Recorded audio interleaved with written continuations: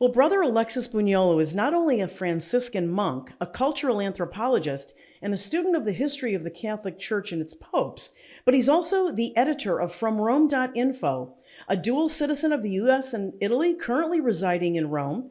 He's the president of the Italian nonprofit The Scholasticum, dedicated to reviving the scholastic method of investigation and analysis. A Franciscan hermit who observes the rule of St. Francis by private vows and tacit permission of Pope Benedict XVI. And he's most definitely an expert on the mystery of the resignation of Pope Benedict, who died 2 days ago on New Year's Eve in Rome. And I'm so pleased to welcome back Brother Alexis to the show. Brother, thank you so much for being with us. And you're at the Vatican, obviously. Love where you are. Thank you so much. It's my pleasure and honor, Dr. Ruby. Yeah, let's always love having you on the Dr. Jane Ruby Show. You are very well received. People watch the show in droves, and they always want you back. Unfortunately, Pope Benedict the 16th passed away. You've laid out before. Let's give the audience a little bit of background as to why this immediate predecessor of the current Pope, Francis, is such an important issue. Let's start there. Okay, so Pope Benedict the 16th, in life known as Joseph Ratzinger, was the first German Pope in 600 years. He was the right-hand man of John Paul II, and he was an eminent theologian. He loved theologic speculation, and he was famous for dialoguing with everyone. But what he's most not known for is actually what made him such a great man and the greatest Pope in the Catholic Church probably ever from the point of view of reform. Because when he came to work at Rome in 1981, the church was operating on rules and regulations developed by an old boys club of priests, where priests are tried only by priests, and there's all these ways out of being punished for even the most horrible crimes. Now, during the pontificate of John Paul II, Benedict lobbied for more stringent rules to try to bring the church's system of discipline up to a modern standard of transparency and objectivity, where someone would be punished not according to his crimes and not because he lacked patrons or powerful friends.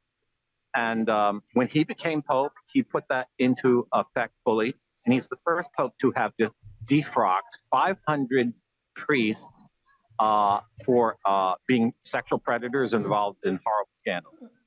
And that rocked the boat of the priest club of what we call in the Catholic Church clericalism. The idea that there's a caste of clergy that have the right to govern themselves and be immune from the normal judicial procedure.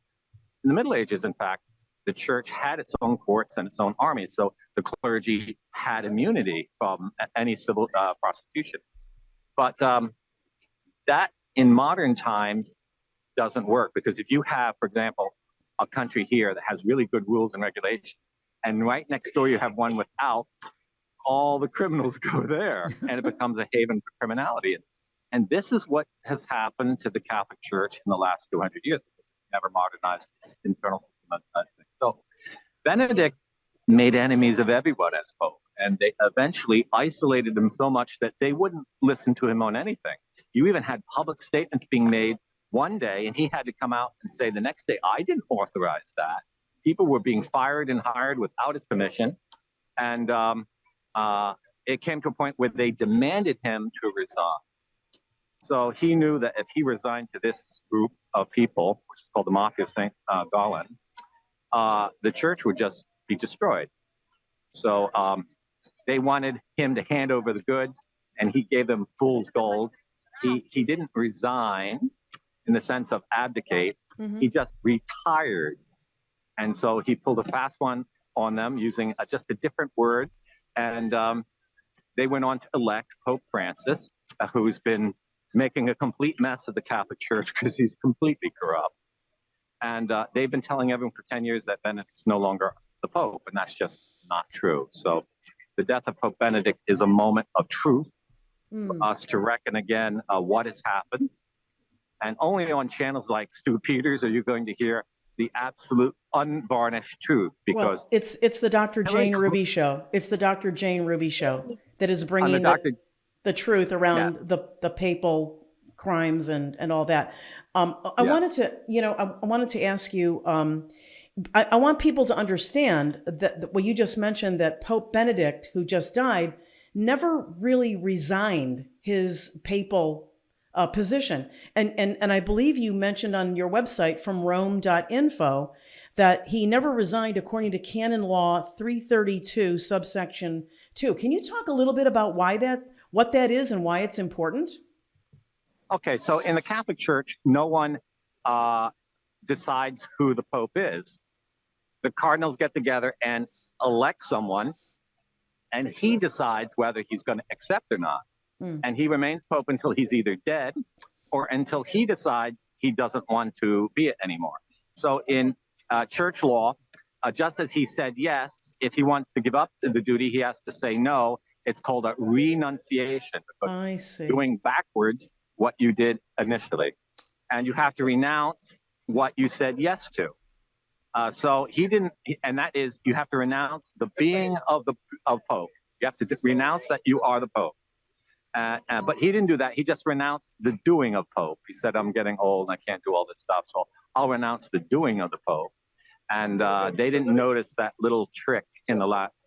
And so he has nullified in church law everything that's been done for 10 years, because Pope Francis doesn't have the authority to do it. And so that's why we have two popes in the Catholic Church, or until Saturday morning. Yeah. And this was the controversy that's brewing. And it's hard for people to perhaps hear what I'm saying, because just like in many other topics, we have been fed for years one explanation of the reasons why things are done. But that's just a fake narrative. What's really going on is different.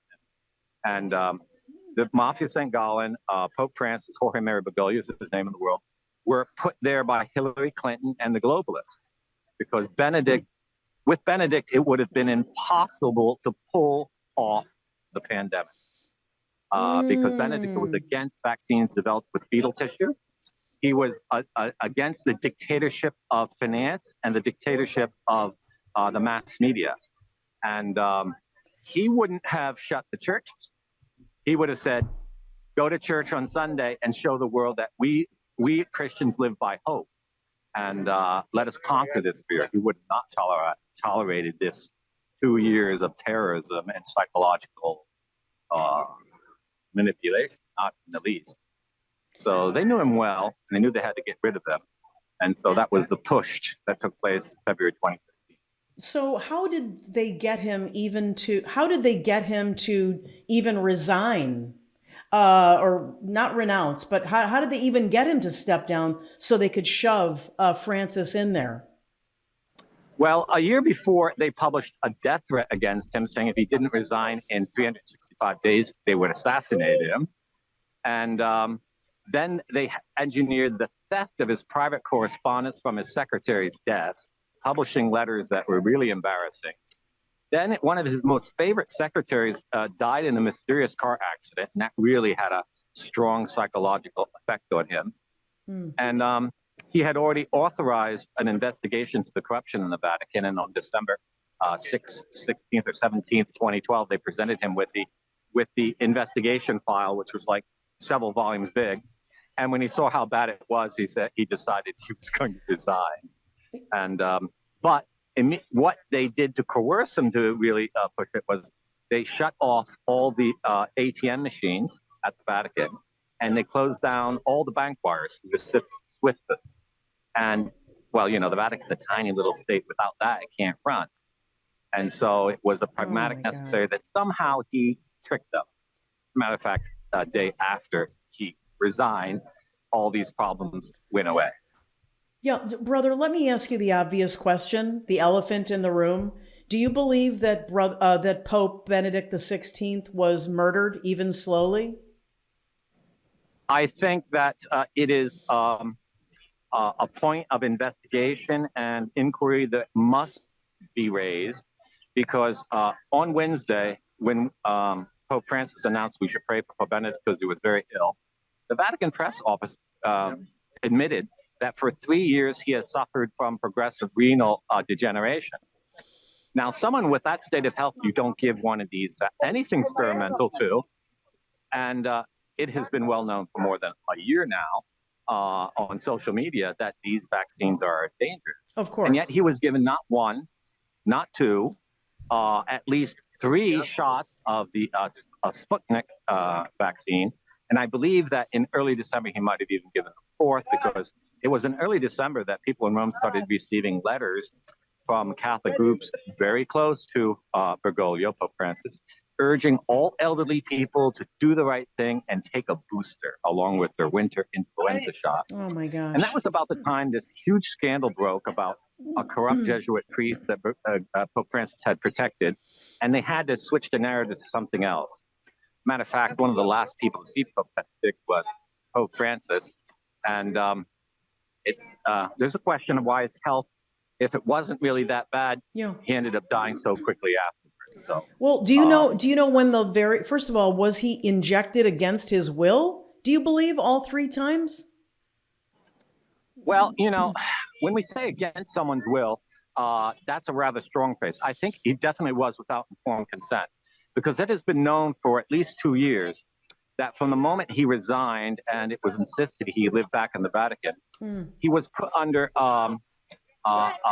he was like in prison. He wasn't allowed to read anything but one newspaper, a newspaper very friendly to Pope Francis, and he wasn't allowed to watch but certain channels on television. Hundreds of journalists asked to interview him, and their letters were intercepted. Lots of correspondence was intercepted, and no one ever got a response. And so he certainly didn't have informed consent. Right. And that already is one of the worst ways to maltreat an elderly person. And to make a health decision for them when they're not informed is malicious, even if there's nothing wrong with the medicine.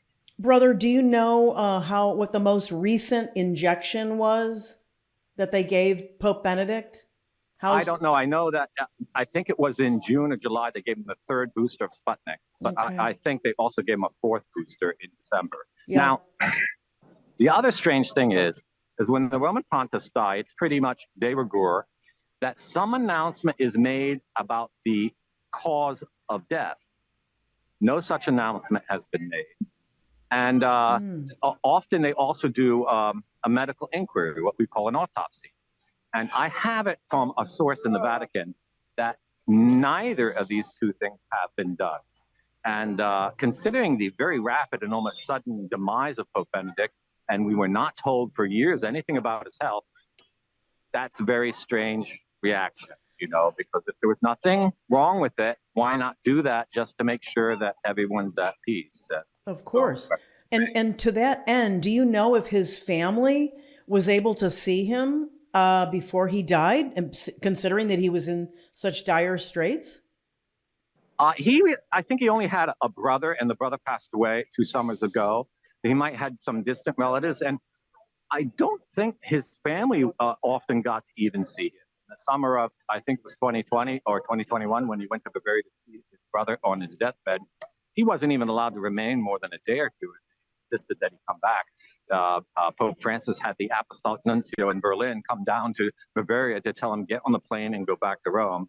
So no, I don't think he was allowed any information of that sort whatsoever. And there is certainly tolerated absolutely no dissent at the Vatican on that. There were members of the Swiss Guard who, having refused to be vaccinated, were fired and lost all their benefits and honors, everything they had worked for. And not a few also Vatican employees the same. Do you believe that Pope Benedict was essentially like kept captive then in the Vatican, sequestered, so that his information was controlled, the amount of communication he had with the outside world? Tell us about that. Absolutely. It appears he had no freedom of travel, and he had no freedom of correspondence. And Because normally, if when you write the Roman Pontiff a letter, you will always get a response, at least a thank you note. Many people wrote letters and never got anything. Matter of fact, a very important journalist a year ago wrote and asked to interview him, and he did get a response from this Pope Benedict's secretary saying, "I hope you understand that it's not possible for me to grant the interview." Now, well, what kind of a statement is that? If you're a free person, that's not how you say it. And Benedict was very precise in his language. He knew that he couldn't really say the whole truth because then his message just would be trashed. So he spoke in like a very subtle manner so the message would get through. So yes, I think you could say that morally, de facto, he was a prisoner and he was being held under house arrest, although it was done in such a well-controlled media environment that people didn't think that at all. Right.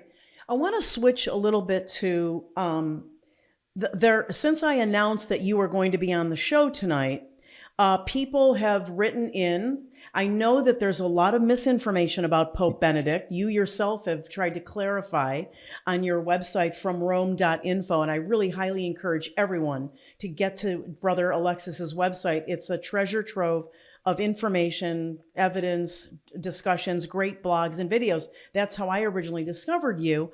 But I want to talk about, there's been some Benedict bashing, as I call it, that he didn't do enough, that he was just as corrupt as the other ones. I'm sure this is coming from the cabal, the CIA.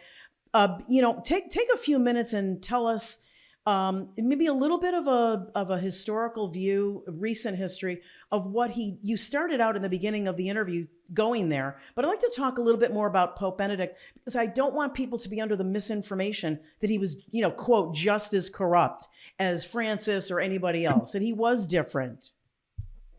Okay, the first thing people have to remember is that in the Second World War, there was a great emphasis on controlling the narrative through the media for the sake of the war effort. And unfortunately, that control didn't end, but it was ratcheted up after the war. And now nearly all mainstream media, television, radio, newspapers, only are allowed to print certain stories. And if you violate the unwritten rules, you are just you get fired right away, and your story just gets zapped off of existence. Even if it was published, it's then removed. So the CIA has had an effort to control the election of the popes since at least of John the 23rd. Wow. And we have cables from the Secretary of State, from the American ambassador to Rome, and doing aspects saying they like the man elector that they got. For example, when John Paul II was elected, the American ambassador in Rome sent a cable to the State Department saying, finally, we have our man. Wow. But when Pope Benedict was elected, it appears that wasn't the guy they wanted. And immediately, therefore, the mass media of the entire world within moments started attacking him viciously, calling him a Nazi, a mean-spirited man, backwards. And that attack only ratcheted up his entire pontificate. He was always under attack. Everything was being construed in the worst possible light. And there's even journalists here today that want to interview you if you think that Benedict was a protector of pedophiles. But if you say, like I said to the ABC News reporter the other night, no, he was a revolutionary in reforming the church and kicking these wicked men out of the clergy. The journalist for ABC was like, right. 5 minutes, my interview was reduced to 5 seconds. And because that's not allowed to be said, because Pope Francis, Jorge Bergolio, is what the World Economic Forum wants, what the globalists want, what the Rockefellers, George Soros, and Bill Gates want. Before Bergolio closed the churches at the beginning of the pandemic, he got a phone call from Bill Gates. And he has, during his pontificate, met with members of the Rothschild family. Wow. So this is not someone who bucked the globalist narrative, quite the contrary. Right. So this is why Benedict has always been under attack. When we go into our second segment with you tonight, we're going to talk in more detail about who Bergoglio, Pope Francis, really is, what his background is, why he's so dangerous, and why the World Economic Forum and Bill Gates wanted him. But before we do, I just want to close out on Pope Benedict. As a reformer, And by the way, I did catch your 5 seconds on ABC News. This is why mainstream media is useless, because not only did you have 5 seconds of, what was a much longer interview trying to correct the record for Pope Benedict, but I noticed they also had it from the back of your head, and they allowed you to say that clip was something very general and not really related to Pope Benedict. So I just want people to understand from your words and experience and the data that you've put forth on your website from Rome.info that Pope Benedict tried, that he was I'm not trying to make the case. I'm trying to get people to understand, because does the Catholic Church, does the community know now that they lost a great man when he left in 2013, and that they now have a globalist, a puppet of the WEF? I don't think most Catholics realize that, because most of us just assume the media was telling us the truth. It's only actually a new question for Catholics whether to believe what the journalists are saying. And not many have begun that new outlook on life. But if you do, and you start examining it, like I have been doing it from Rome.info since 2013, you find there's a lot of strange things going away, and what's being said in the media doesn't add up. Yeah, absolutely, brother. Brother is very busy, as you can see, standing right in front of, there's a little bit of mist, behind you. And sometimes the basilica, is visible. Right now, it's very clear behind you. We're really excited that you're coming to us directly from the Vatican on these incredible issues. We're going to take a quick break. And when we come back with Brother Alexis Bugnolo, we're going to talk more about the crimes of and around Bergolio, Jorge Mario Bergolio, who is Pope Francis. And we're going to talk more about the CIA installation, as it's implied, of this corrupt Pope after they got rid of Pope Benedict. So thank you, brother. Just stand by for a moment from Rome. And when I return, we'll get back to this incredible discussion with our man in Rome, Brother Alexis Bugnolo. Don't go anywhere.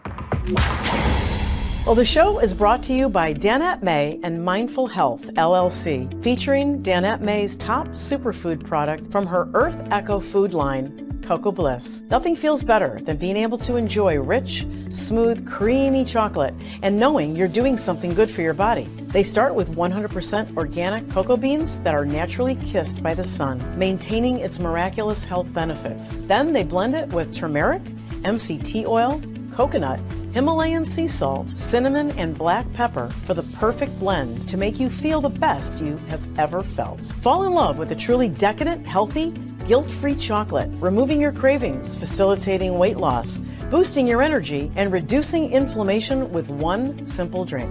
It's friendly to paleo, gluten-free, keto, vegan, and vegetarian diets. They're offering up to 15% off when you use the promo code RUBY. Go to earthechofoods.com and use the discount code RUBY for your 15% off.